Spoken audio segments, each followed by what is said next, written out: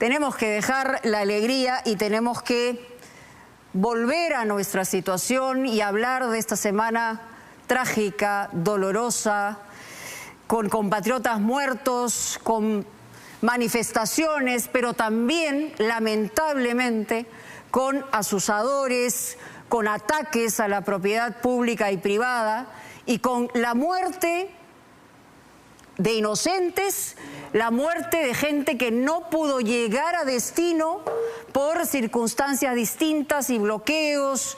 En fin, toda esa situación de esta semana de furia la retrata, la grafica nuestro compañero Jorge Detta. Vamos con eso.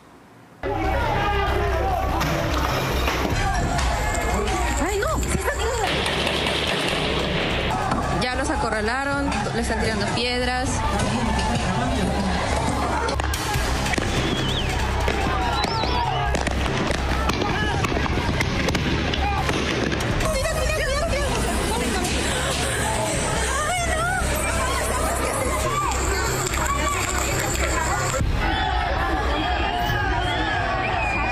Me están tumbando. Oye.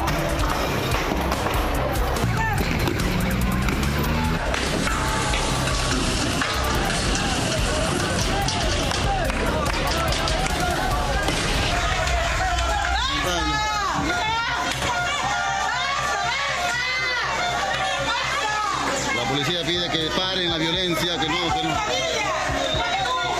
Los habían superado en número y la cantidad de hombres armados con palos y piedras que decían representar a los mineros no escuchaban los gritos de esta policía que miraba impotente junto a su escuadrón como estos sujetos destruían el portón de la sede del Ministerio Público de Camaná en Arequipa. Querían entrar como sea y parecían una sarta de rebeldes indomables que no le temían a la autoridad.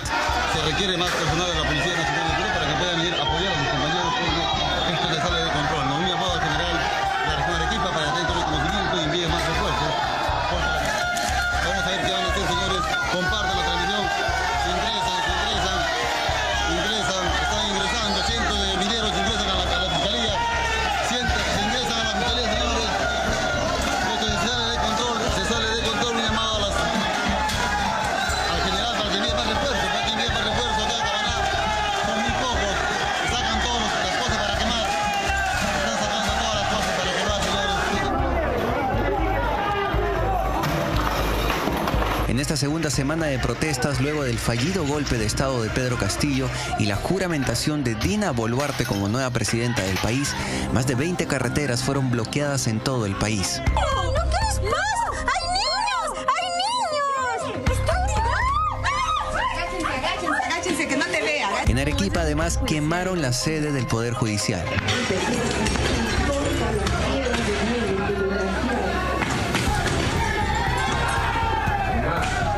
¿Qué? Sí. ¡Ay, no! ¡Se están tirando la...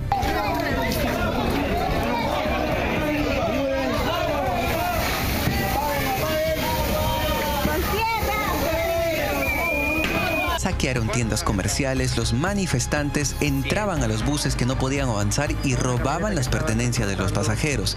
Y los pequeños establecimientos se salvaron, quedaron prácticamente vacíos. Ya los anaqueles están vacíos. La Defensoría del Pueblo calcula que más de 270 personas resultaron heridas a nivel nacional en medio de estos enfrentamientos.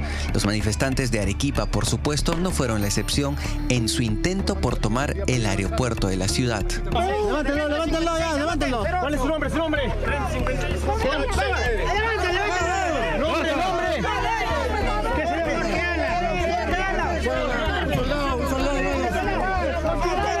Ahí está caminando pacificando. ¡Lo mataron!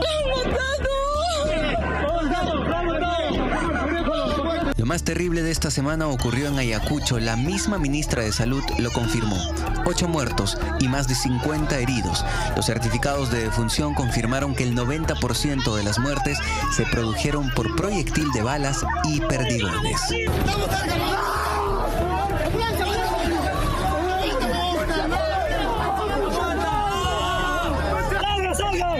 ¡Salga! ¡No, disparó, ve! ¡Amárralo! Precisamente luego de estas imágenes que registran a los militares en pleno conflicto y que fueron grabadas por un celular, la Defensoría del Pueblo solicitó un cese al fuego frontal.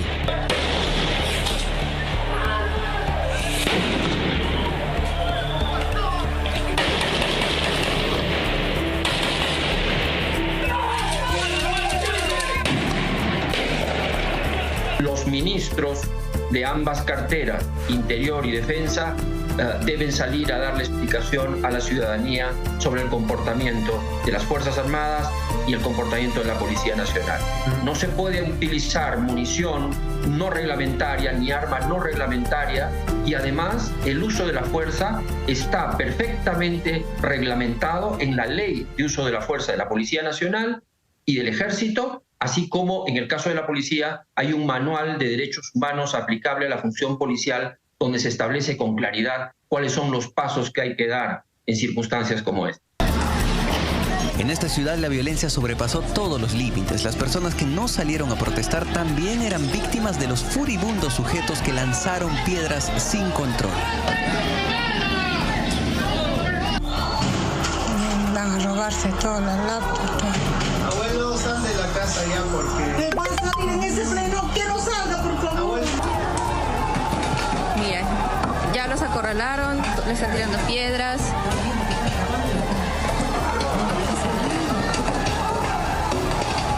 Ay, no. No solo hicieron trizas las sedes de las instituciones públicas por fuera, además ingresaron para saquear.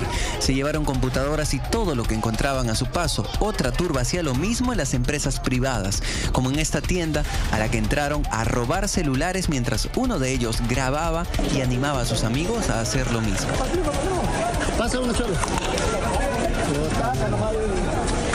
¿Qué se va a hacer? Pero ¿cuántas va a perder telefónica? Mira, y todos están saliendo con uno.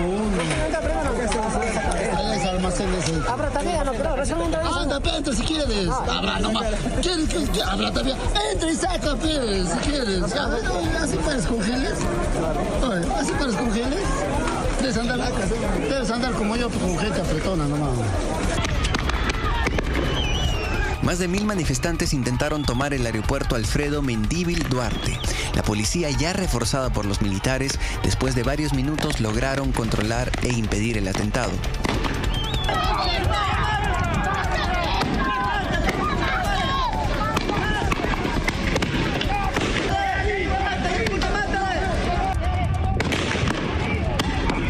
Se está quemando todo, compañeros.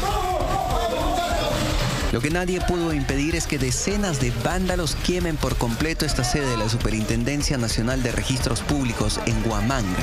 No les importó que el edificio estaba lleno de trabajadores que intentaban apagar el fuego. Primero, se hace lo que se puede. Se está cayendo todo, compañeros.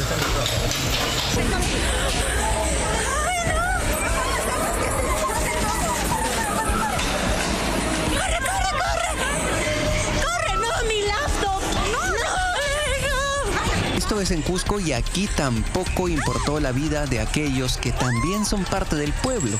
Por poco quedan atrapados en medio del fuego. Los trabajadores intentaron salir como sea de la municipalidad de la provincia de Espinar, luego que los manifestantes le prendieran fuego a la institución.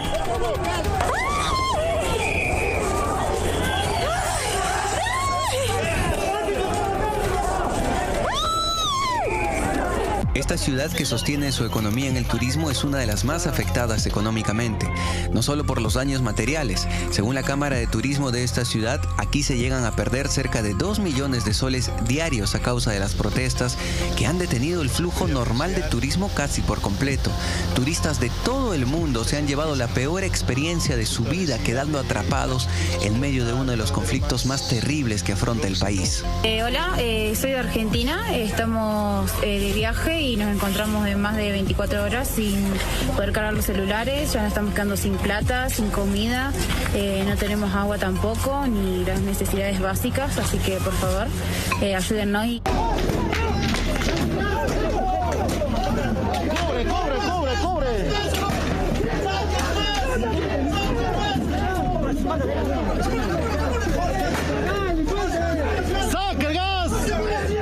aeropuerto principal de la ciudad imperial también intentó ser tomado por los manifestantes. Luego de una dura batalla, la autoridad volvió a tomar el control del lugar. Sin embargo, en otros puntos de esta hermosa ciudad, decenas de sujetos ingresaban a los centros comerciales, rompían las rejas en modo de protesta y luego ingresaban gritando que cierren el Congreso mientras robaban todo a su paso.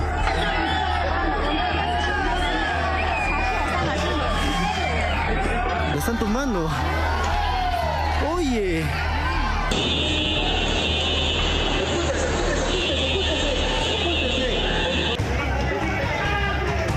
Las protestas también se sintieron en Lima. El centro de la capital se llenó de protestantes y también de vándalos que rompían todo a su paso.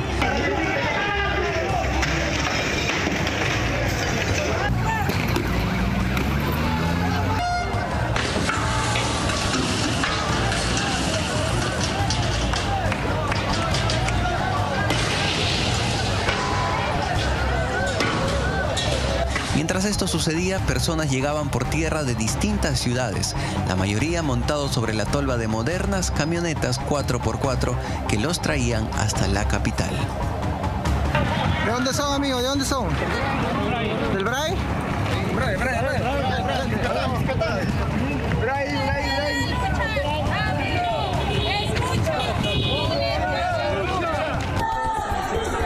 Una turba de efervescentes sujetos cada vez más violentos toman como prisionero al conductor de la camioneta de un medio de comunicación.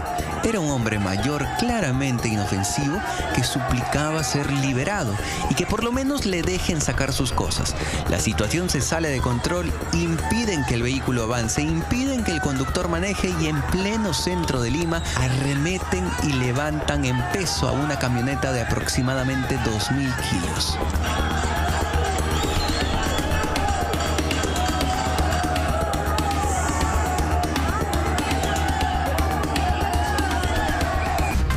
El día sábado, en respuesta a esta semana de horror, la presidenta Dina Boluarte le habló al país junto a todos sus ministros y altos mandos del ejército y la policía. Ella en un momento usó el quechua para comunicarse. Imanasja fiñacunqui ñojawan hermana y hermano, turay panay. Ñoja imatataj ruashani. Ñoja yankasun kusja. Yakun faltan. Animal chikunas wañushkanchis manan yakun kanchu. Turay, panay, Cusca yankasun. Cusca yankasun para sacar al Perú adelante. Ama fiñacucho ñojawan. Ñojaja manan y matapas ruashkanichu en contra tuya. No jaja muñacuiqui tucuy son hoywan. Chay panispa, turay panay, llacta masicuna. Hay que pararnos firmes para defender la democracia. La calma que todos anhelamos aún parece lejana. El gobierno asegura prontas soluciones y los manifestantes no han dado tregua. Hay 279 civiles heridos y 290 policías en la misma situación, además de 20 personas muertas. Mientras todo esto ocurre, los políticos hablan, gritan, pero al momento de votar le dicen no al adelanto de elecciones, uno de los principales reclamos de la gente. Ya hace lo que se puede. Se está cayendo todo, compañeros.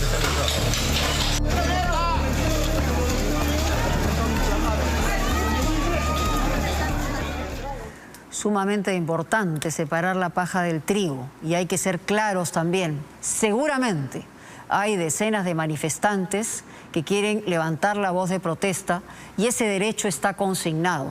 Pero ¿quiénes están detrás? Antes de ir al punto, vamos a compartir con ustedes la pregunta del día de hoy en Punto Final a través de nuestro código QR. Si cree usted que se debe convocar a elecciones generales. Esa es la pregunta. ¿Cree usted que se debería convocar a nuevas elecciones? Usted puede a través del código QR darnos su respuesta. Pero vamos a seguir entre lo que hay que señalar claramente. Aquí no se trata de terruquear a nadie, se trata de dividir ¿Hay operadores políticos detrás de los ataques? Sí los hay. ¿Hay manifestantes que efectivamente quieren levantar su voz de protesta? También los hay. ¿Hay problemas de conflictividad en nuestro país tremendos, intensos? Es cierto. Es verdad que el gobierno de Pedro Castillo estuvo alimentando semana a semana lo que hoy podía ser un escenario de estallido. También es cierto. Vamos a ir ahora con los asusadores, los promotores, identificación importante que nos da nuestra compañera María Horna. Y además cuando salen los tomos, cuando salen. De más abajo. Cuando sale, dame. Está bien,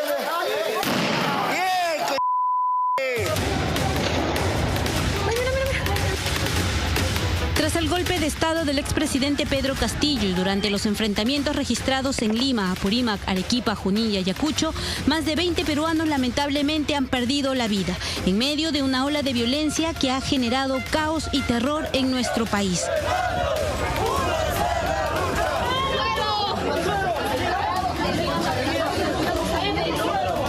En Punto Final, revelamos documentos e informes de inteligencia de la Policía Nacional que identifican a quienes estarían detrás de las protestas que azotan nuestro país, cómo se organizaron para atacar comisarías, empresas, entidades públicas y bloquear carreteras, quiénes estarían detrás del financiamiento para movilizar a manifestantes desde el Valle de los Ríos Apurímac, Eni, Mantaro y desde diferentes ciudades del Perú hacia Lima. Hay personajes debidamente identificados que han purgado condena por colocar coches bombas, por asesinar personas, ¿sí? Por hacer paros armados en los 80 y 90. Entonces tienen un expertise para asusar.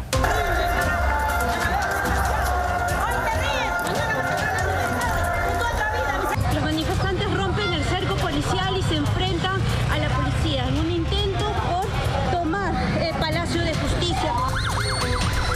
El sábado por la mañana, solo unas horas después de las concentraciones y manifestaciones en la Plaza San Martín, los agentes de la DIRCOTE intervinieron el local de Nuevo Perú y el de la Confederación Campesina del Perú. Ahí se encontró alojadas a más de 40 personas, manifestantes que habrían llegado a la capital desde Apurímac, Huancavelica y Ayacucho. Se ha podido encontrar 4 machetes, 9 hondas, un balde con piedras, chinches, 6 metros de cordón detonante, 6 metros de mecha lenta, 3 explosivos de TNT, que es más fuerte que la dinamita, listos para incendiar. Los que estaban ayer no iban a hacer marchas pacíficas, pasamontañas, para esconderse.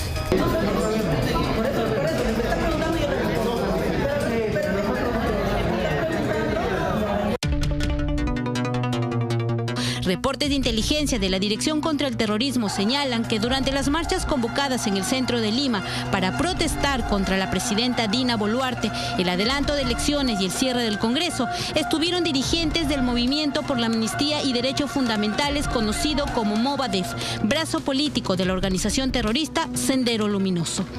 El 9 de diciembre se registran manifestantes del colectivo Frente Nacional por el Desarrollo y la Industrialización del Perú, concentrándose en las inmediaciones de la Plaza San Martín. En medio de esos manifestantes, agentes de inteligencia ubicaron a Javier Melgarejo Malma, profesor de matemática cuyo nombre figura en 10 atestados de la DIRCOTE por el delito de terrorismo. Según información policial, en 1989 Melgarejo fue detenido y encarcelado en el penal Miguel Castro Castro.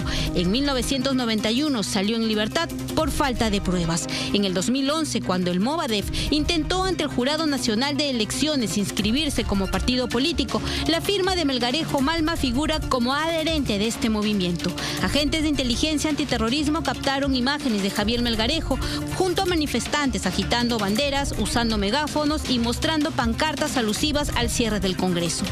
Están identificados y han purgado condena y han firmado los padrones y firman por orden de Abimael Guzmán Reynoso.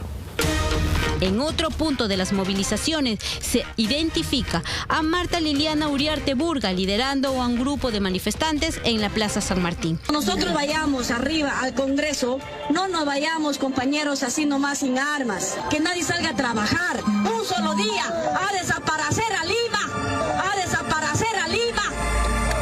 Nos matan o lo matamos. Vamos a quemar Lima. Vamos a quemar Lima. Teburga perteneció al partido Juntos por el Perú, la alianza política conformada por el Partido Humanista liderado por Yehude Simón y el Movimiento Nuevo Perú liderado por Verónica Mendoza para las elecciones presidenciales del 2021. En las imágenes registradas por los agentes de inteligencia aparece también Jorge Chero Herrera, activista del Movadef. En 1995 fue detenido y encarcelado por el delito de terrorismo. En los atestados de la DIRCOTE, Chero Herrera figura en 5 investigaciones por supuestos actos de terrorismo realizados en Lima. Es integrante de la Asociación Civil de Excarcelados Políticos del Perú. En las protestas del 9 de diciembre, en el centro de Lima, Chero aparece junto a los dirigentes del llamado Frente Político Aymaraes de Apurímac.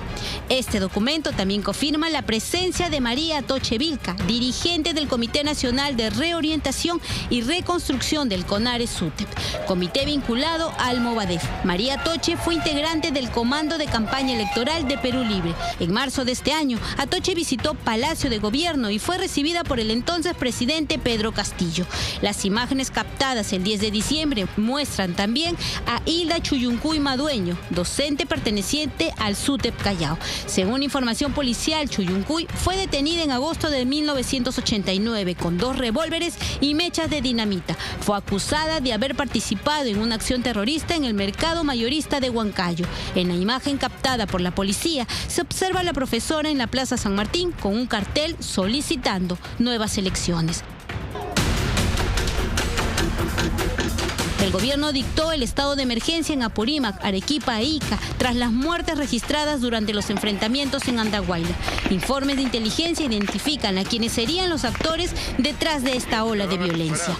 Este documento menciona a 11 subprefectos y un prefecto de distintas ciudades del país que firmaron los planillones que el Movadef presentó en el 2011 cuando intentó inscribirse como partido político. Estas autoridades, que también son militantes de Perú Libre, fueron nombradas este año durante el gobierno de Pedro Castillo.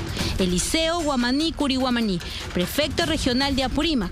Eliseo Guamaní tiene una investigación archivada el 2015 por apología de terrorismo y procesos en curso por alteración del orden público, disturbios, perturbación de medios de transporte en el Ministerio Público. Guamaní es integrante del FENATE, sindicato fundado por el expresidente Pedro Castillo. Tiene 12 denuncias fiscales desde el 2011. En Andahuayla, supuestos manifestantes atacaron a la policía, lanzándoles artefactos pirotécnicos y explosivos fabricados artesanalmente.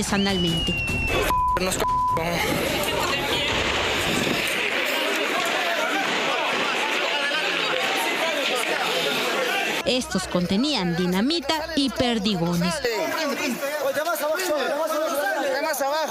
Cuando sale, está bien. Estábamos atrincherados en un lugar cerca del río, a 2 cuadras de la comisaría, con los escudos y con el material que tenemos para poder replegar al personal manifestante, ¿no? Y de la nada, en un momento, lograron acercarse hacia nosotros utilizando quemando llantas, y nos sorprende una gran explosión. Era una granada. El suboficial de segunda, Luis Camacho Yauri, sobrevivió a la explosión. Sin embargo, producto de la detonación, su compañero, el suboficial Gallo, se encuentra en una unidad de cuidados intensivos, luchando por su vida. Él ha sufrido, es un politraumatizado, un trauma craneoencefálico y un trauma torácico con drenaje. Actualmente, con monitoreo intensivo de una evolución estacionaria, el pronóstico es reservado, ¿no? Escuchaba las voces de la gente que está aproximándose, levantarse en 2 oportunidades. Y en la segunda, que trató de levantarse, cayó al piso y lo vi que ya no se movió. Es donde yo también trato de pararme, y también para salir del lugar me acerco a él para poder también, no sé, de alguna manera ayudarlo. Pero la multitud nos sorprende y empieza a golpearnos a ambos. Los suboficiales Camacho y Gallo son parte de los 16 policías que fueron atacados en la comisaría de Andahuaylas. Ellos fueron evacuados y ahora se recuperan en el hospital de la policía.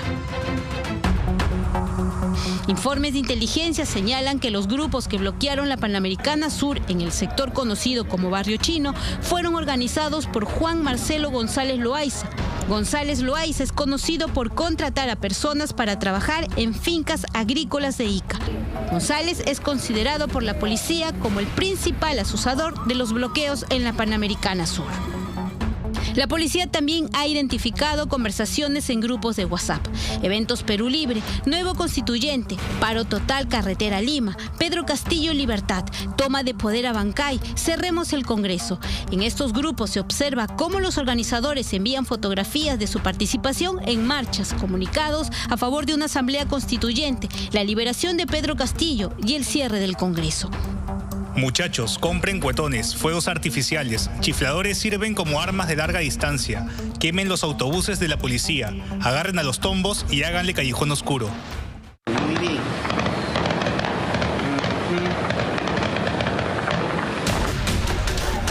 Ayacucho es una de las ciudades más convulsionadas en las últimas protestas. Según la policía, Teófilo Cisneros Infante, subprefecto distrital de Ocros, en la provincia de Huamanga, es uno de los participantes más activos. Ocros es uno de los distritos donde los pobladores han protestado pidiendo nuevas elecciones generales. Ademir Taquire Rimachi, subprefecto distrital de Guaya, se afilió a Perú Libre en enero de este año. 3 meses después, asumió como subprefecto. Taquire tiene una sentencia en primera instancia por delitos de corrupción. En Puno, manifestantes bloquearon varios tramos de la carretera para impedir el tránsito de los buses de servicio interprovincial. El puente de Ilave, que une la carretera Puno y Desaguadero, fue cerrado por los manifestantes exigiendo el cierre del Congreso. Información policial señala la participación de Justo Higuayanca Huanca, subprefecto distrital de Nicasio, con las manifestaciones.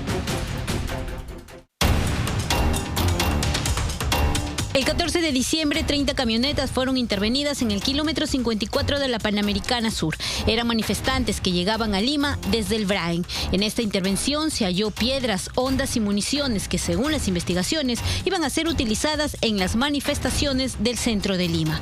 Eran más de 200 miembros del Comité de Defensa del Brain. Uno de ellos fue detenido, Pedro Araujo Ñaña, requisitoriado por el delito de tráfico ilícito de drogas. Araujo, según la policía, sería uno de los financistas de esta movilización. Otro intervenido sería Humberto Peña Infante, dueño de una de las camionetas, quien figura como investigado por la Fiscalía Antidrogas de Ayacucho. Protestar es un derecho, pero generar caos y violencia no. La policía ya tiene identificados a los vándalos y asusadores. Ahora depende de las autoridades procesarlos por sus delitos. Y además cuando salen los tomos, cuando salen. Oye, más abajo. Más abajo. Cuando sale, está bien.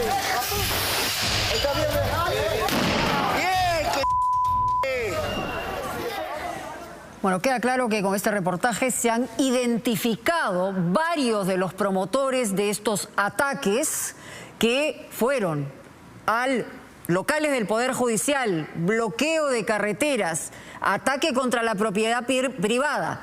Estaba prácticamente de manera absolutamente organizada. Como hemos señalado, por otro lado, hay quienes han protestado y siguen haciéndolo porque evidentemente tienen una demanda embalsada. Pero ¿quiénes están entre los afectados del pueblo contra el pueblo? Estamos hablando de aquellos que perdieron mercadería, que no llegaron a tiempo, aquellos que murieron en el camino, aquellos emprendedores que han puesto toda la posibilidad de dinero para esta campaña navideña y que en este momento se encuentran en situación caótica porque tienen las deudas y no pueden pagarlas. Todo esto a partir de estos enfrentamientos y ataques. Tenemos la información que nos trae José Miguel Hidalgo sobre las otras víctimas de esta circunstancia.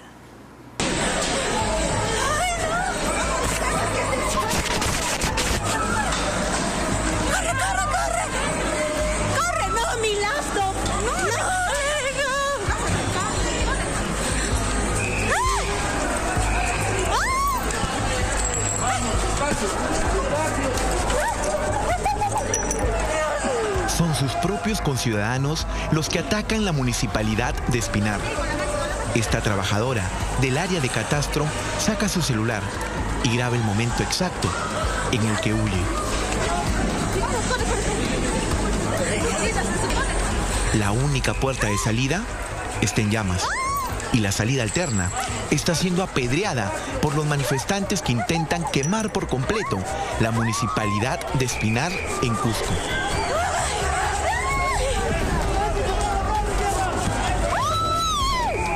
Momentos de pánico, de terror.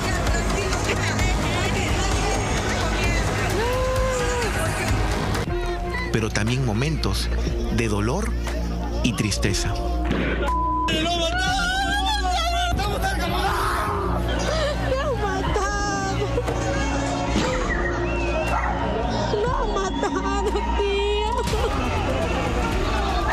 Por lo menos hay 20 familias que lloran por la pérdida de un ayacuchano, de un apurimeño o arequipeño, de un paisano en Pichanaki.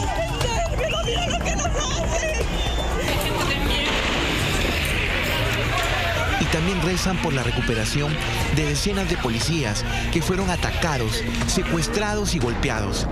Algunos de ellos, según las autoridades, con impactos de bala. Pero, ¿quiénes son las otras víctimas de esta semana violenta en las regiones sureñas del país? Buenas noches, queremos informar al mundo entero de que lastimosamente nos encontramos secuestrados en el país de Perú. Soy de Chile, estoy secuestrada hace más de 15 horas, no tengo comida, no tengo baño, no tengo ducha, no tengo dinero. Hello, my name's Alex, I'm from Britain. Dicen los expertos en turismo que calar en la mente de un turista para ser la primera opción en visitar un país extranjero demora entre 8 a 15 años. Perú, y principalmente Cusco, lo es, o lo era, después de que muchos turistas quedaron varados, casi viviendo a la intemperie. Otros hasta caminaron kilómetros por los rieles del tren para regresar de Machu Picchu. Los turistas empiezan su travesía de Machu Picchu al paradero más próximo. El ombligo del mundo está golpeado. Los comerciantes con negocios y servicios para turistas en la Plaza de Armas fueron atacados. Era una turba contra unas señoras emprendedoras. Violencia pura. A los negocios de turismo. Vándalos, hijos de... Puno fue otra de las regiones golpeadas por el cierre de carreteras y aeropuertos. Los turistas varados estaban afectados por la escasez de productos y por dormir en la calle a 3.827 metros sobre el nivel del mar. Señor, disculpe, ustedes están varados acá en el aeropuerto, ¿verdad? Sí, hace ya 2 días estamos varados acá. ¿Está usted con su pequeña...? Sí, ya no tenemos nada, todos los restaurantes están cerrados, no hay tiendas, no hay boticas. ¿Qué va a hacer? Hay gente acá delicada de salud, adultos mayores. ¿Han dormido ustedes aquí en el aeropuerto? Sí, en todo este frío, no somos de acá, nos choca la altura. Toda la noche hemos dormido en el suelo, en las bancas. Ayer no ha habido comida, no hemos tomado desayuno. ¿Tiene que viajar al extranjero entonces? Tengo que viajar. Mi última oportunidad para viajar, lamentablemente, es el día de mañana. ¿La afecta seriamente? Sí, y aquí no nos dan solución. Yo, si no llego a viajar a Estados Unidos, pierdo alrededor de $4.000. Para llegar a Madre de Dios, se debe viajar en avión o recorrer toda la interoceánica. Pero el camino está destrozado. La población incomunicada. Los comerciantes sin oportunidad de hacer negocios por la responsabilidad de unos cuantos vándalos que están rompiendo los tanques de almacenamiento de agua potable e incendiando el local. Otra vez la población es la más perjudicada. Aquí, como podemos ver, los manifestantes han roto estas tuberías de agua. Lo dejaron así. Rompieron estos 2 tanques. Ahí también.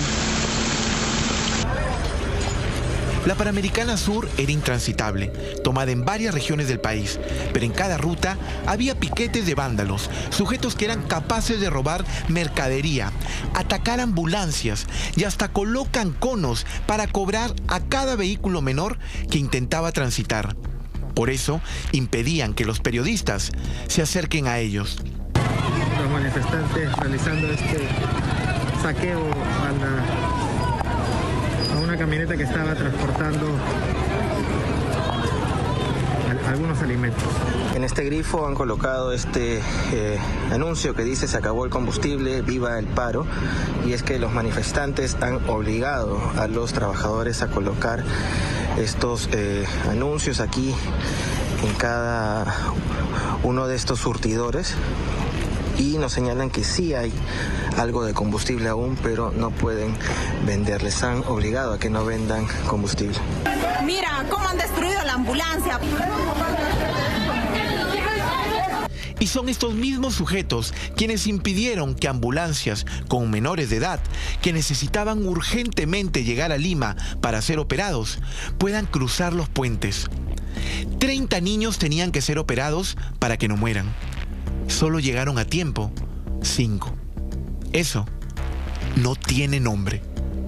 No pudo salir probablemente porque eso depende de la direza de su región por todos los obstáculos que había en el camino. Y cuando decidieron trasladarlo, el niño ya llegó fallecido en la región de Chincha por su propia cardiopatía tan compleja. Y solicito por favor a la población ayacuchana, a la noble población ayacuchana, los niños no pueden vulnerar sus derechos, ellos necesitan vivir. Los almacenes de las empresas de transportes parecían laberintos de cajas, torres de encomiendas que nunca salieron. Las encomiendas por fiestas llegarán tarde, o quizás no llegarán. En toda la historia del transporte, que he tenido la suerte de vivirla más de 20 años, la congestión tanto de pasajeros varados, parados, y el tema de almacén, en el tema de encomiendas y mercadería, ya está colapsando. Si tú puedes apreciar solamente los destinos que tienen las cajas, vas a ver Bagua, vas a ver Tarapoto, vas a ver Pisco. Las pérdidas económicas son similares a las del inicio de la pandemia. Si tenemos en cuenta que se está perdiendo 50 millones en boletos, estamos calculando cerca de 15 millones en mercadería diaria en todo el Perú, en todas las empresas. ¿Diaria? Diaria. ¿Esto es el nivel de la época de emergencia por el COVID? ¿A ese nivel hemos vuelto? Creo que estamos llegando a una situación peor. Supuestamente dice que son los pueblos, no están pensando en los pequeños empresarios, en las MIPES como de Gamarra. Porque estos, créame señor, se van a ir en quiebra, porque la única que ellos han esperado es la campaña. Si esta campaña no lo salvan, esos señores se van a quedar adeudados. En Gamarra ya no saben qué más hacer. La campaña de Navidad se perdió y los préstamos también, pues los comerciantes no lograron enviar sus productos a emprendedores de regiones. Él me ha pedido ya la semana pasada. Hace una semana. Entonces. Hace una semana, ya. Esto me ha pedido casi ya tiene 20 días. 20 días. Sí, 20 días tiene este de acá. ¿Y nada? No puede salir, no sale, porque no hay pase. Pido por favor, les ruego por favor, calmen ya, para seguir adelante con nuestro Perú. La crisis, por supuesto que afecta a todos los peruanos, sobre todo a los que menos tienen, sobre todo a los emprendedores. ¿Quién resulta afectado con aeropuertos inoperativos? ¿Quién protesta quemando hoteles, restaurantes, negocios, locales públicos o comisarías? Entorno de inestabilidad política nos golpea por todos lados, golpea al Estado, golpea a la gran empresa y sobre todo golpea a los más débiles, ¿no? Los más pobres, las pequeñas empresas, los jóvenes son aquellos que se ven más afectados cuando hay este tipo de crisis. Solo La Libertad ha perdido 150 millones de soles. El Perú, casi 100 millones de soles diarios. Pero hay algo que no se puede cuantificar y que ningún seguro puede devolver. La vida de la pequeña de 5 años, que no llegó al hospital. La universitaria, con el trabajo soñado en el extranjero, que no pudo llegar a tiempo por la toma del aeropuerto. El miedo de los turistas a visitar de nuevo el Perú y que les tocó dormir en la calle. Y muchas pérdidas más. Estas son las otras víctimas.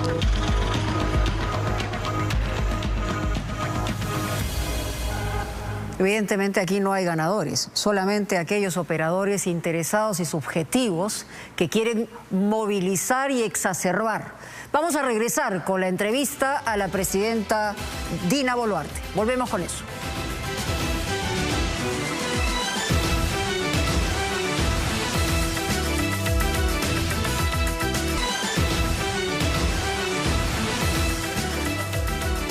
Lo anunciado, está la presidenta Dina Boluarte con nosotros aquí en el estudio de Punto Final. Muy buenas noches, agradeciendo que acceda a esta entrevista. Imagino que está durmiendo poco. Sí. 2 horas diarias, me dice usted. Aproximadamente. Bueno, el gobierno no es fácil. No. ¿Usted vio este escenario como posibilidad? No. ¿Seguro? Segura. ¿Nunca habló de la posibilidad de, cuando se presentaron las 2 vacancias anteriores, nunca vio el escenario como posibilidad para que usted asumiera el cargo? No. Muy bien, vamos a lo que ha señalado. Usted ha señalado que este es un gobierno de transición. El gobierno de transición tiene una característica determinada. Va a ser corto, tiene que ser directo, con prioridades y tiene que ser efectivo. ¿Cuál es la prioridad fundamental de ese gobierno de transición? Sí. Para que este gobierno sea efectivo y eficiente, pusimos a ministros que conocieran por dentro cada cartera. Para que los ministros no estén yendo a adivinar qué hago mañana o qué se me ocurre hacer. Acá no hay tiempo para pensar en eso. Llego, chapo la idea y corro. ¿Y qué tenemos que hacer? Son 5 líneas principales. Salud, educación, agricultura, vivienda. Hay que generar la economía para todos ellos y sobre todo sin corrupción. Ahora, son 5 sectores postergados hace mucho tiempo. Pero la prioridad tiene que ver con una demanda del 83% de los peruanos, que es el adelanto de elecciones. Ya la dimos. Yo ya la di. Presentamos nuestra iniciativa legislativa, está en el Congreso. Por eso que ayer dije en la conferencia de prensa, señores congresistas, maduramente, pensando en el país, mañana vuélvanse a convocar, voten y no se escondan tras una abstención. Voten pensando en el país. 83% está diciendo váyanse todos. Nosotros es verdad. Ya dimos el paso. Nos vamos todos. Ahora, hay una tarjeta posible. En la cancha del Congreso. Hay una tarjeta posible. Sabemos bien que hay intereses subjetivos en el Congreso, ¿no? Y que cada uno quiere bailar su propia marinera, por decirlo de alguna manera coloquial. Usted tiene una carta. Si hubiera que ejecutar esa carta, que es renunciar y obligar al Congreso a que asuma y convoque elecciones, ¿la haría? Ayer dije lo siguiente. Mi renuncia, ¿qué cambiaría? ¿Cambiarían los problemas que están ahí sin atender? ¿Cambiaría de que los señores violentistas digan, ahora sí, Dina ya se fue y vamos a vivir en paz? Es una falacia. Y si yo renuncio, estaría dándoles la razón a estos señores violentistas que a consecuencia de la violencia tengan que renunciar. Creo que las personas en democracia tenemos que saber respetar y ser respetuosos de las leyes.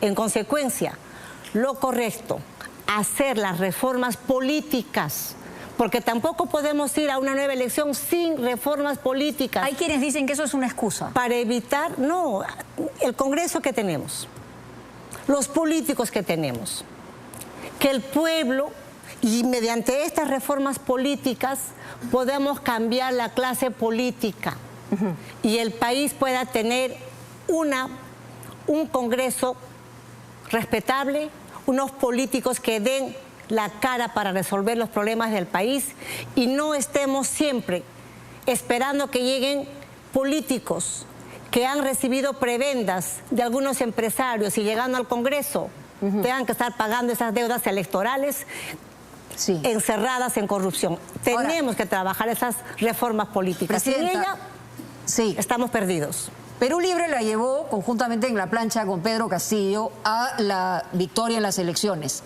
Pero en este caso, no solamente en este caso, ya la había expulsado y hoy le da la espalda. Pero también se parte en la derecha y le da la espalda.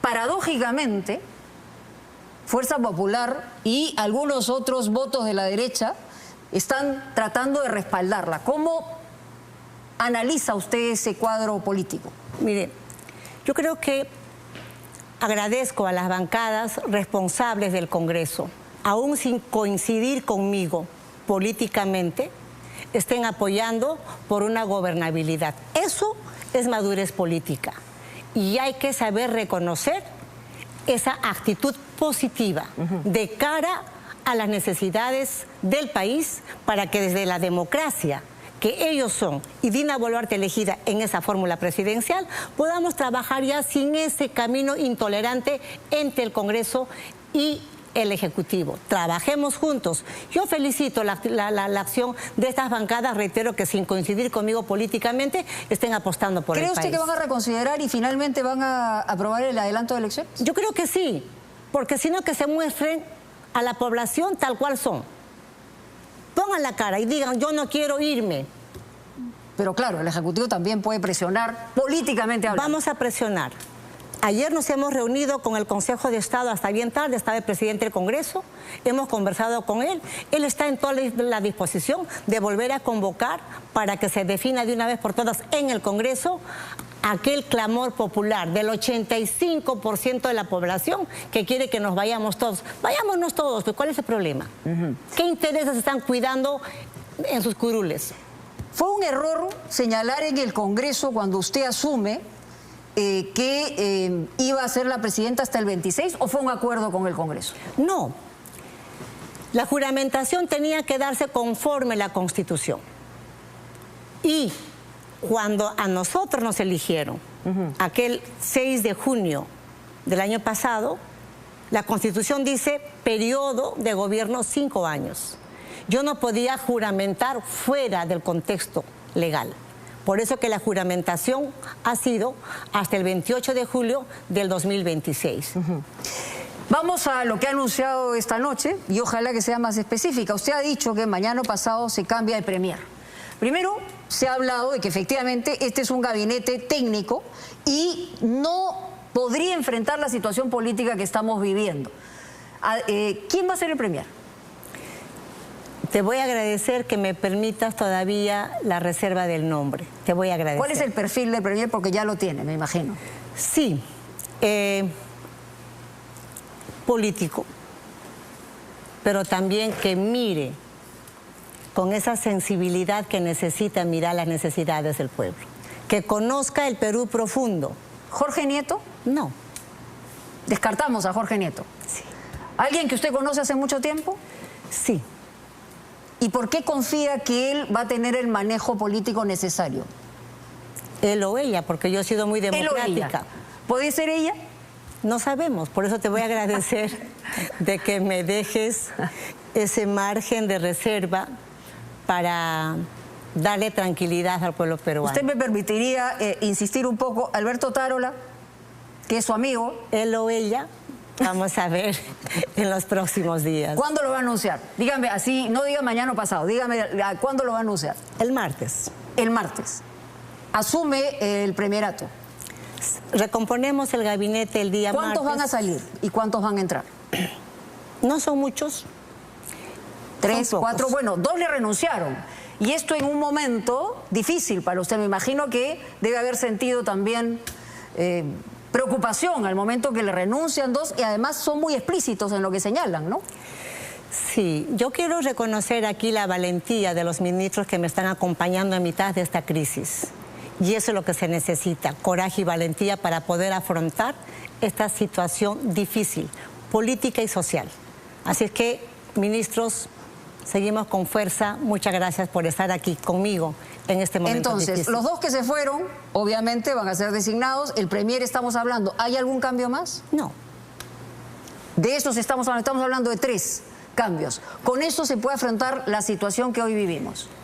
En estos días de crisis, los ministros han ido movilizándose al interior del país y hemos estado resolviendo estos conflictos, por eso que han disminuido la cantidad de toma de carreteras, la violencia y demás. Ahorita, por ejemplo, están en Chala, porque nos comunicaron en la mañana, a golpe de las 11 de la mañana, que Chala estaba siendo nuevamente bloqueada y con una turba de manifestantes con violencia.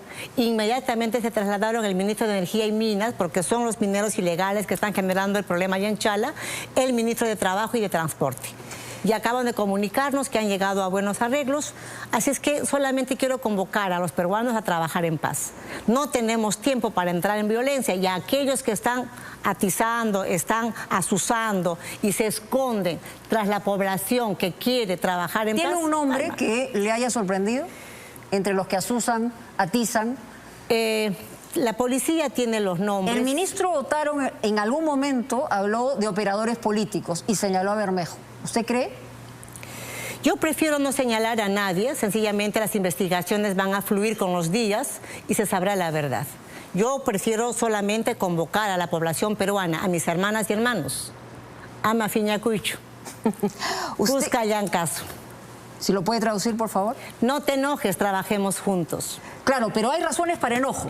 O sea, usted evidentemente ha sido parte de un gobierno y usted ha señalado que desde agosto ya no conversaba con el entonces presidente Pedro Castillo. Sí. ¿Cuál fue el momento del quiebre?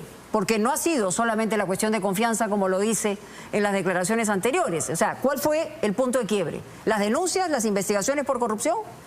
Era un conjunto de cosas.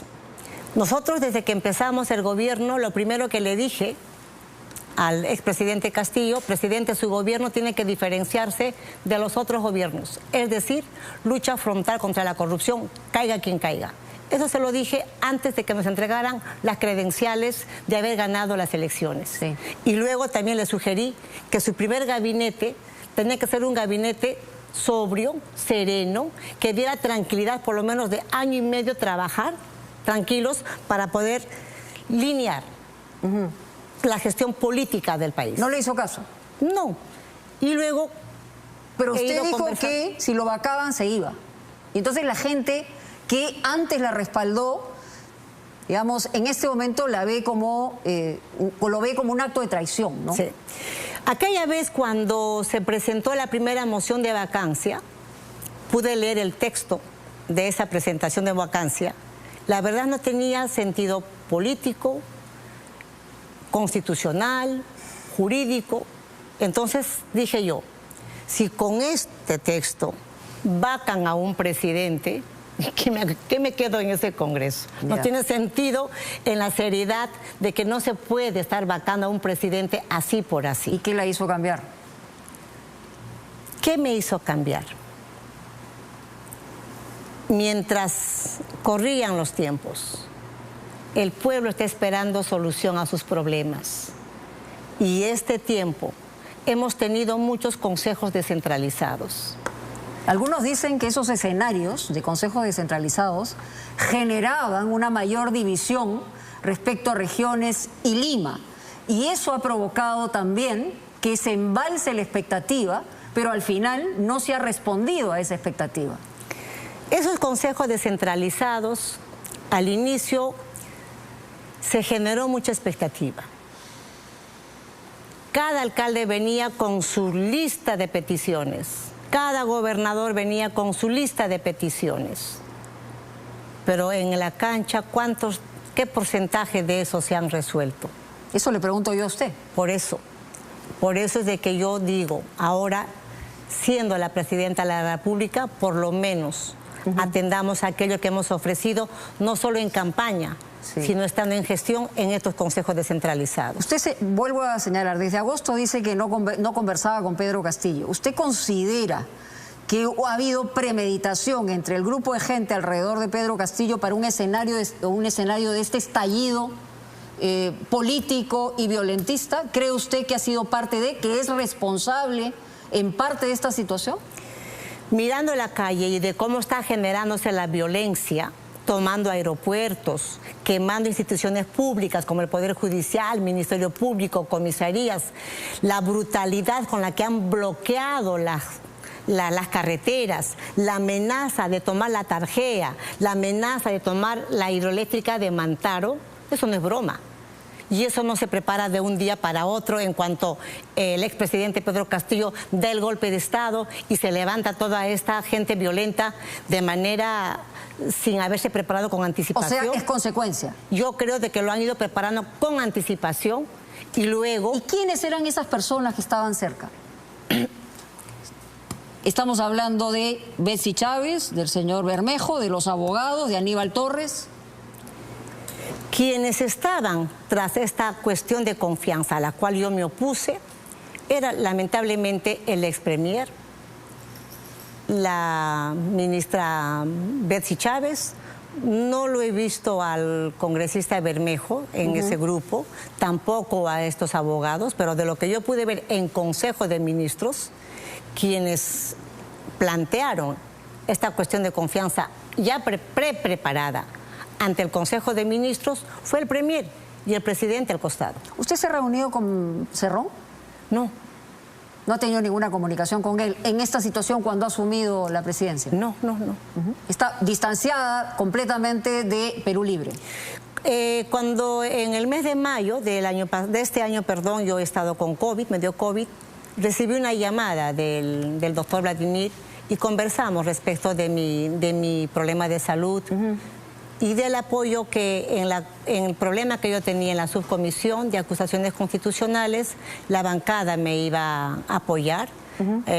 Y eso lo conversamos y yo agradezco el apoyo de la bancada en esa medida de la acusación en la subcomisión. 3 cosas puntuales.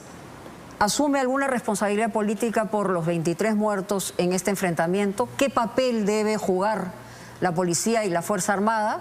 Hay quienes dicen y la acusan de haber militarizado su gobierno, ¿no? ¿Y qué es lo que va a hacer de inmediato para reinstaurar las capacidades de diálogo para ver efectivamente y separar la conflictividad real de quienes asusan y promueven los ataques que hemos tenido en los últimos días? Mira, Mónica, yo creo que en medio de esta tremenda violencia, donde han tomado el aeropuerto de Cusco, de Arequipa, de Ayacucho, de Apurímac, y con todo el laberinto que han hecho estas fuerzas violentistas, ¿cómo se puede dialogar? Ya venimos de una experiencia de los 80, de los 90, casi porque se dijo eran pequeñas situaciones que estaban por allí levantándose. Hemos tenido Usted habla de antes de Sendero Luminoso. Sí. ¿Y ahora habla de qué? ¿De la posibilidad del Movadef? No, hablo de que no podemos darle tregua a la violencia. Es por eso que dentro del marco constitucional las Fuerzas Armadas han salido para proteger a las familias, para proteger los negocios, para proteger las instituciones, para proteger la propiedad privada. No podemos vivir dentro del caos y tenemos que ser firmes, porque si no salía la policía, si no salían las Fuerzas Armadas, yo lamento mucho, me duele en el alma y en el corazón los fallecidos en esta situación de violencia, pero con la violencia no se puede transar. Con los violentos no se puede transar. ¿Se garantiza que se investiguen las muertes por si se ha cruzado la línea y se ha provocado una situación de abuso en el uso de la fuerza? Por supuesto, la Fiscalía ya tomó cartas en el asunto. Hoy me he reunido con el comandante de las Fuerzas Armadas y él también ha dicho que se va a hacer las investigaciones necesarias. O sea, dentro del marco legal, siempre la indicación ha sido que la policía y las Fuerzas Armadas salgan dentro de los derechos humanos. Protejamos la vida, protejamos la salud. Y a eso salió la policía y a eso salió las Fuerzas Armadas. Pero hemos visto la cantidad de violencia que hay. Con la violencia no podemos transar. O sea, ¿y usted coincide con que sectores de minería ilegal, sectores de ex-Movadef, sectores incluso del narcotráfico, pueden estar en distintos grupos promoviendo la violencia? Porque alguien tiene que financiar. Hace unos días yo visité a un policía herido en el hospital de policía. Y le pregunté, ¿tú trabajas en Chincheros? Sí. ¿Qué tiempo trabajas en Chincheros? 4 años. Y yo le digo, de la experiencia que yo tuve cuando vivía en Chaloanca, en mi tierra, cuando el policía era foráneo, el pueblo lo acoge con cariño. ¿Por qué te atacaron los chincherinos? Y él me dice, es que no era gente de Chincheros. A mí me arrastraba una turba que vino de la zona del Brain. Más bien los chincherinos son los que me rescatan. Y me han tenido que sacar en helicóptero para poder estar acá. Toda su espalda está llena de esquirlas. Cuando salen en la televisión los señores, ahí no se ve que están con escopetas caseras y cargadas de dinamita y con esquirlas adentro, de tal manera que cuando disparan, esta se abre y golpea.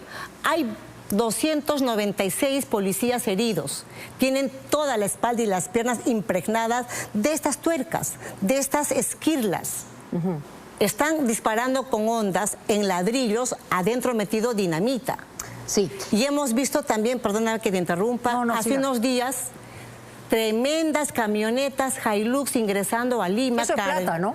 Eso es plata. ¿Quién los financia? Y vienen de la zona del BRAE. Por eso el trabajo tiene que ser identificar a quienes están detrás. Se están y identificando. Garantizar la restauración del orden. Así es. Y atender a los manifestantes. No vamos a parar con la firmeza que corresponde para que pueda restaurarse la paz y el orden social en el país, cuidando la vida, la salud, pero también a las instituciones y la propiedad privada. Muy importante, no solamente la actuación de la policía con el respaldo de la Fuerza Armada, sino inteligencia. Así es. Se ha removido a Wilson Barrantes de la DINI. ¿Cuál es la razón? ¿Por una presunta vinculación con el Movadef? ¿Porque lo puso Castillo? ¿Y por qué ha puesto a Juan Carlos Liendo, que es el nuevo jefe? En una nueva gestión, como es la de Dina Boluarte, uno tiene que llevar a las personas más idóneas. Yo lo he entrevistado al general Liendo, me parece una persona proba. ¿Lo conocía antes o alguien se lo recomendó? No lo conocía antes, me lo han recomendado, lo entrevisté, ayer hemos conversado, me parece una persona muy idónea, he visto su hoja de vida. Él ha sido jefe de inteligencia del Ejército. Conoce mucho de inteligencia y es en este momento que necesitamos trabajar de manera transparente y honesta desde la DINI para poder verificar el tema de inteligencia a nivel nacional. ¿Es verdad que la Comisión ha sido invitada de Derechos Humanos a nuestro país? Sí, lo hemos invitado. ¿Cuándo viene? Nosotros. Debe estar llegando mañana o el martes. Ya están invitados, nosotros los hemos invitado. Y en términos también internacionales, ¿cómo se explica que el presidente de México y el presidente de Colombia estén tan mal informados o hay una intención de perjudicar al país? ¿Cómo se explica eso?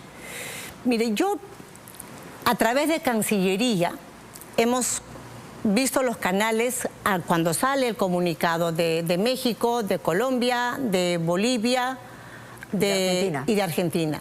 Y curiosamente el presidente de Argentina me llamó y me felicitó por la Asunción. ¿El mismo día de la Asunción? El mismo día de la Asunción y me dio toda su solidaridad. No entiendo por qué el cambio. En consecuencia, yo no creo de que no estén informados de que hay una sucesión constitucional. Y si es en esa mirada política... Pero es injerencia, ¿no? Directamente. Totalmente. Por eso que hemos traído a nuestros embajadores en consulta. Están acá. Porque no vamos a permitir que ningún gobierno extranjero tenga injerencia en el Estado peruano. Es la primera vez que ocurre una situación de esa naturaleza. ¿Por qué cree que están protegiendo a Pedro Castillo? Habría que preguntarles a ellos por qué lo protegen. Porque ellos saben perfectamente, no es que tengan la idea o el mensaje equivocado. Si Pedro Castillo ya no es presidente ahora es porque ha dado un golpe de Estado y lo capturan por ese acto doloso. Además, ha roto el orden constitucional. Entonces yo le pregunto al presidente de México, al presidente de Colombia, al presidente de Bolivia, ¿hay que caminar sobre el quiebre del orden constitucional? Yo creo que no. Y lo que Dina ha hecho es cumplir con el mandato constitucional. Vacan al presidente, lo que corresponde es de que la vicepresidenta asuma la conducción del país. Yo es lo que yo estoy haciendo con suma responsabilidad, ¿Usted ha intentado comunicarse pero también con ellos? con suma humildad. A través de Cancillería provocamos... ¿Se va a mantener la canciller? Está haciendo un trabajo idóneo y mientras la canciller haga un trabajo idóneo, no habría por qué removerla. Está trabajando bien, he visto su profesionalismo y yo quiero más bien agradecer la firmeza de la canciller porque yo fui la primera todavía para guardar ese trabajo bilateral con los países en democracia, porque ella lo primero que me recomendó es traer a los embajadores en consulta. Yo le dije primero convoque a los embajadores de los países a Cancillería, converse con ellos, generemos una nota de Cancillería y si después de la nota de Cancillería ellos se niegan, entonces traemos a nuestros embajadores en consulta. Todo lo que usted dice evidentemente provoca una reacción. Cerrón ha señalado lo siguiente: no llamé a Dina Boluarte, fue su viceministro Contreras que me sorprendió con la llamada y me comunicó con ella y me preguntó cómo iba a votar la bancada. Le dije que se acordó votar contra todo tipo de vacancia, suspensión e inhabilitación, ¿no? Comuniqué a la bancada del suceso, es lo que dice. Es cierto, porque a través del viceministro Contreras en aquel momento, que me puso en contacto con el doctor Vladimir Cerrón. O sea, él no está mintiendo ni yo tampoco. ¿Sí? ¿Usted confía en que la policía y la Fuerza Armada va primero restaurar el orden, por un lado, pero lo va a hacer dentro del marco que debe hacerlo y sin excederse en ningún caso? La policía y el ejército son profesionales, saben lo que hacen, tienen códigos, en qué momento actúan, en qué momento tienen que poner la fuerza, y está dentro del marco legal. Sin embargo, los excesos que pudieran haber existido, se abrirán las investigaciones correspondientes. Yo sé que tenemos que ir acabando. ¿Se va a dar un bono? Sí. ¿Qué tipo de bono? ¿A quién? El bono agrario, para el sector agrario, que ya viene sufriendo bastante por el tema de la sequía y por la falta del fertilizante que hasta ahora no puede llegar. ¿Cuál es la mayor frustración en estos 11 días de gobierno que tiene usted?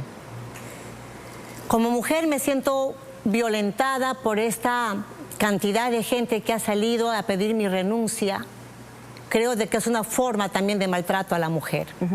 ¿Cree que es por machismo? No, más del machismo, pero sí siento que como mujer me siento maltratada.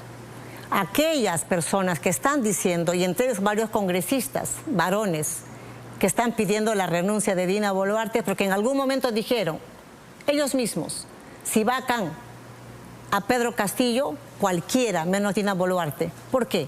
¿Por una revancha política? ¿Esa es la forma madura como miran al país?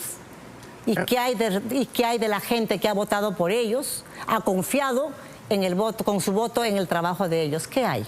Pero el gobierno de Pedro Castillo, del que usted ha sido parte, y ha sido parte de 16 meses, en realidad ha tenido varias líneas machistas. Nunca ha reivindicado ni la equidad ni la igualdad de género, ¿no? Y era mi constante reclamo también.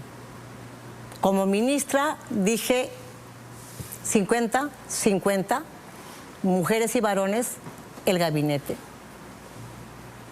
Me cansé.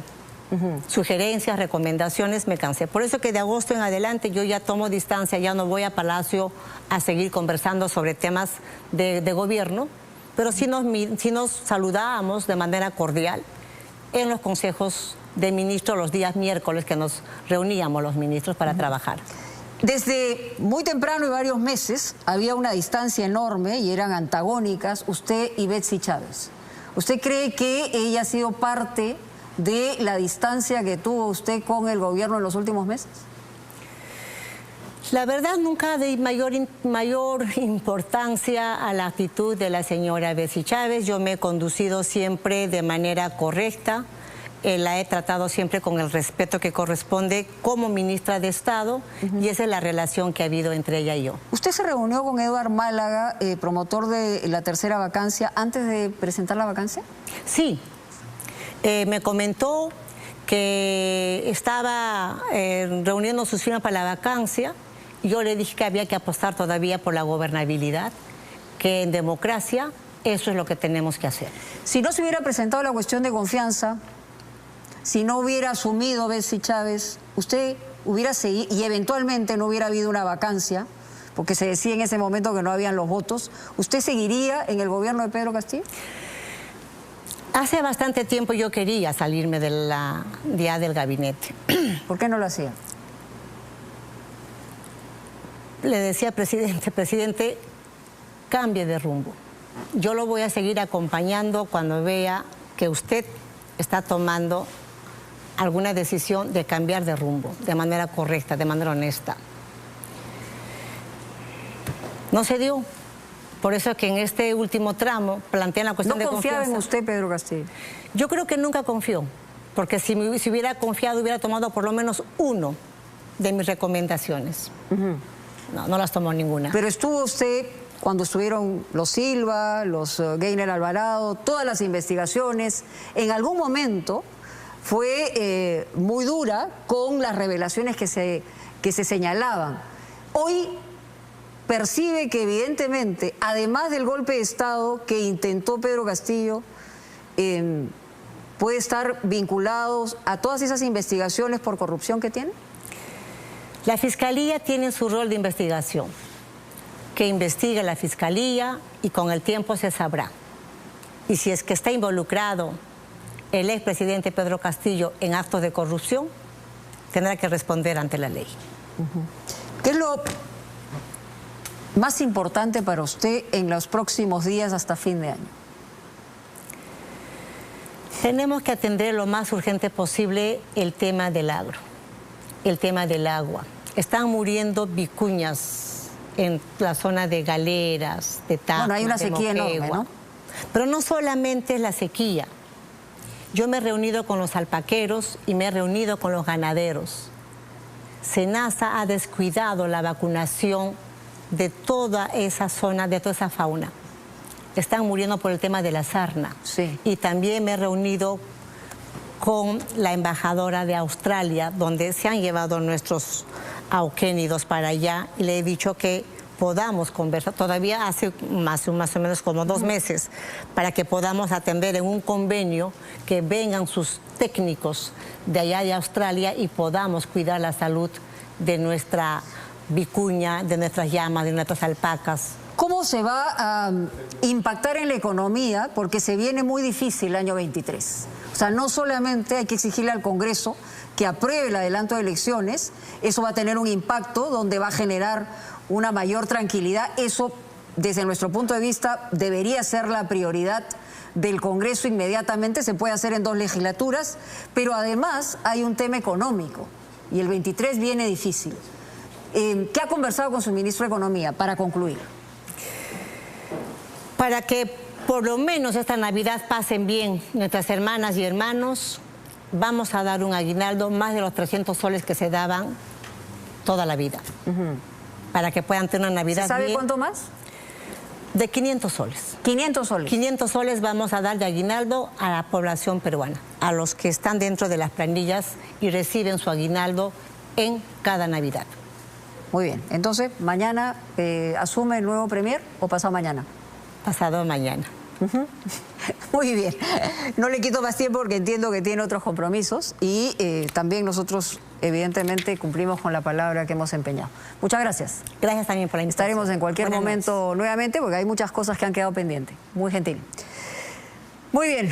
Vamos con la nota de Carlos Hidalgo y vamos a hablar justamente de todo este misterio alrededor de ese mensaje que dio Pedro Castillo, donde se intentó el golpe de Estado y provocó su vacancia y su caída.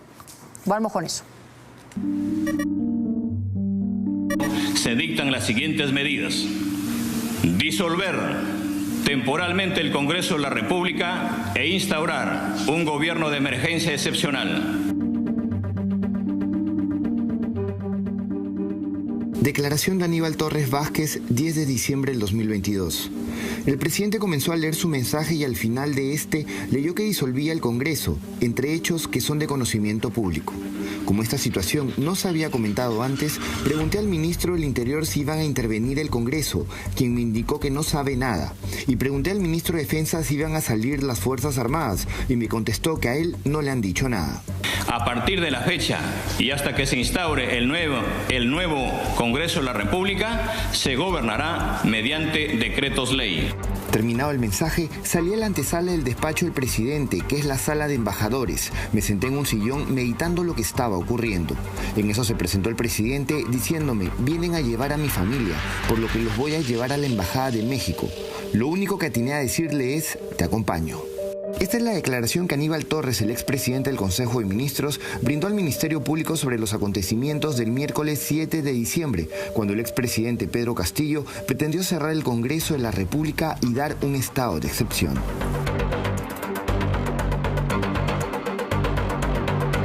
Al igual que el resto de requeridos por la Fiscalía, Torres no sabe quién redactó o con quién coordinó el exmandatario para leer el mensaje que detonó la actual crisis política y por el cual el Poder Judicial dictaminó 18 meses de prisión preventiva en su contra.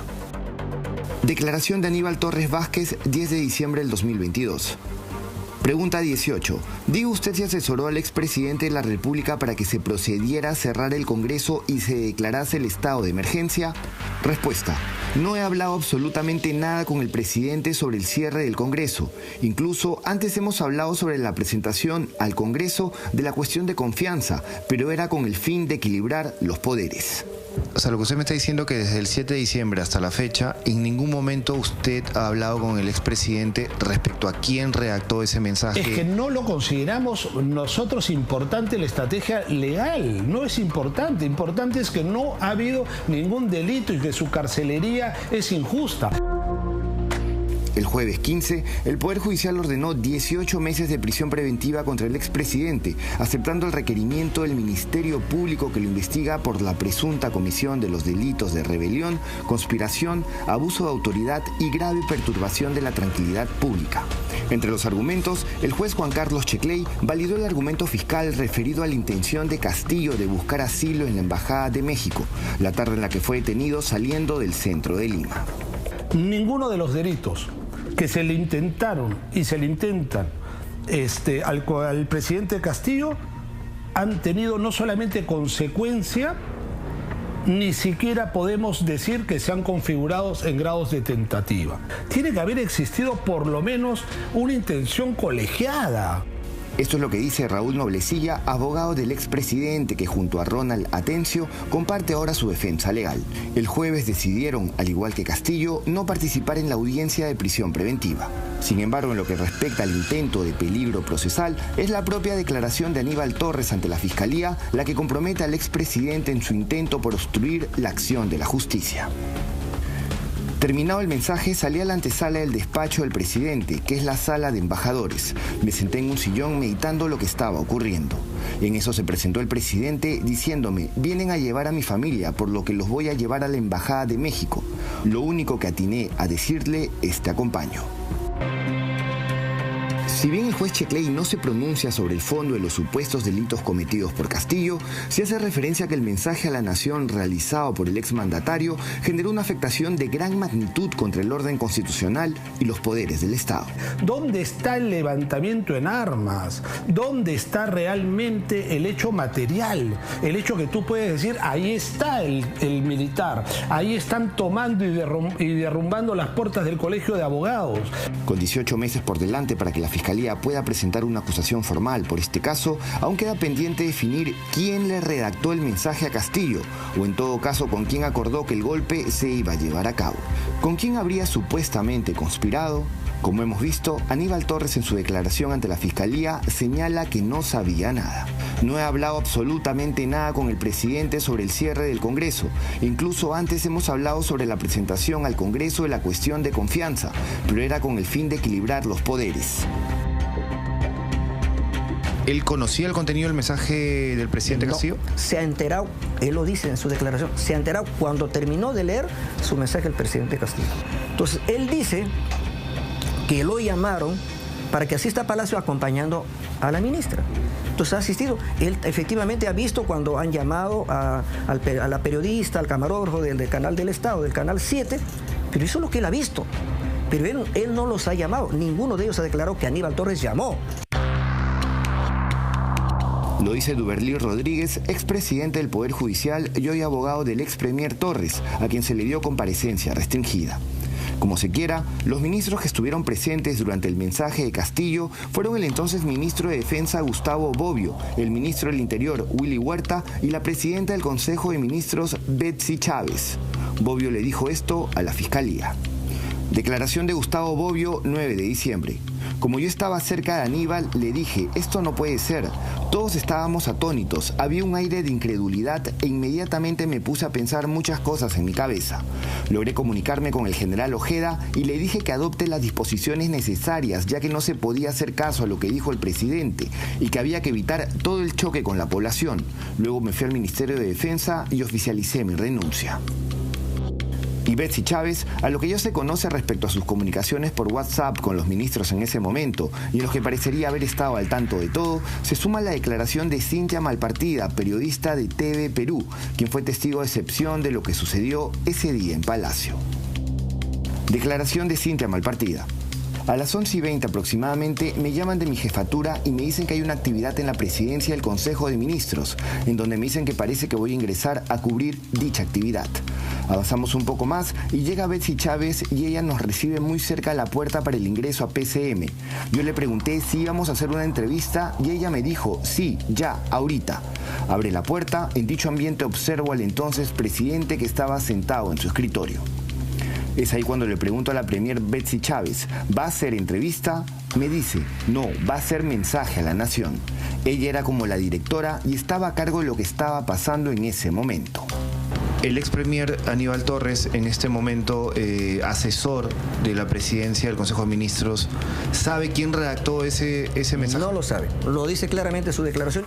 Y lo que es más curioso, la propia defensa tampoco lo sabe o no lo quiere decir. O sea, lo que usted me está diciendo es que desde el 7 de diciembre hasta la fecha, en ningún momento usted ha hablado con el expresidente respecto a quién redactó ese mensaje. Es que no lo consideramos nosotros importante la estrategia legal. Sí, pero tienes que creer en mí en el sentido de decir, no tendría por qué ocultarlo. Pero y si lo oculto, tengo derecho a hacerlo, ¿verdad? Evidentemente. Ya, pero mira, te regalo esto y esta confianza te la regalo. No lo sé. El camino se presenta empinado para la defensa legal del expresidente Castillo, en un ambiente de violencia social que rebasó cualquier previsión. Han presentado un habeas corpus para la liberación inmediata del jefe de Estado y una medida cautelar ante la Comisión Interamericana de Derechos Humanos ante lo que ellos llaman un error político por parte de Castillo.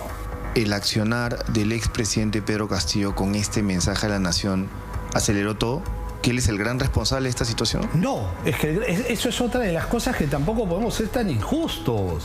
El error político puede ser la gota que rebasó el vaso, sí, pero ¿quién llenó el vaso? ¿Acaso no fueron las 4 vacancias, las 3 vacancias anteriores? No le vas a echar la culpa al presidente por ese vaso lleno de ¿qué? Lleno de mentiras, lleno de terruqueo, lleno de actitudes antidemocráticas. O sea, usted lo que me está diciendo es de que el contexto político polarizante de este país empujó al presidente Castillo a tomar esta decisión tan irreflexiva. ¿Eso es lo que me está diciendo usted? Yo te diría, sí, irreflexiva, sí. Entonces no está capacitado para ser presidente, no, pues, doctor. No, pero déjame terminar esto, porque lo he escuchado y aún no siendo una idea propia, puedo tener derecho a compartirla. Creo que el presidente se anticipaba a salvarnos de lo que hoy está pasando en el Perú. Un fin de año que hace algunos meses pocos hubieran previsto para el hoy expresidente, que por lo pronto será inquilino de la DIROES por el próximo año y medio, si es que ninguno de los instrumentos legales de su defensa surte efecto.